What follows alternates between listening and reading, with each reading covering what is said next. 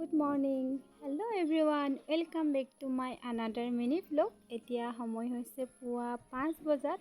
আৰু আজি এটা ডাঙৰ মোৰ লগত ঘটনা ঘটিছে 3 বজাতে হাড় পাই আৰু টোপনি নাহিল আনকালে আকৌ 7-8টা বজালৈকে শুই থকা ছোৱালীজনী পিছে আকৌ আজি গেট 3 এক্সাম দিবলৈ যাম পিছে নামতহে আকৌ দেই অলপো পঢ়াই নাই এনে বহিমগেহে আৰু প্ৰথম এক্সপেৰিয়েন্সটো কেনেকুৱা অলপ লৈ চাওঁ বুলি আৰু এইফালে ঘৰলৈ আহি মেলি মাক অলপ সহায় কৰি দিছোঁ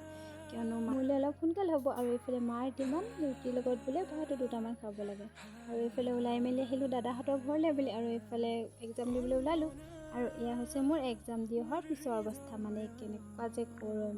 আৰু গোটেইকেইজনী ইয়াতে লগ হৈ মেলি খালোঁ আইচক্ৰীম আৰু এইফালে বাহঁতৰ ঘৰলৈ আহি দিলোঁ এইফালে চানা দানা খাই ল'লোঁ ভোক লগাত আৰু ইয়াতে ভাত চাত খাই মেলি আহিলোঁ আমি মেগা মাৰ্ট ইয়াত পিছে একো বস্তু পচন্দই নহ'ল সেয়েহে গোটেই তিনিজনী আহিলোঁ আকৌ বিশাললৈ বুলি আমি যিজন দাদাৰ লগত আহিছিলোঁ তেওঁ অলপ কামত ব্যস্ত হৈ আছে ইয়াতে সেয়েহে আমি অলপ সময় ৰ'ব লগা হ'ল ফাইনেলি ঘৰলৈ বুলি উভতিছোঁ চাওকচোন ৰাতিপুৱা 7টাতে যোৱা এতিয়া আকৌ 8টা বাজিলগৈ আৰু এইফালে চাওকচোন যোনটো ইমান ধুনীয়া লাগিছে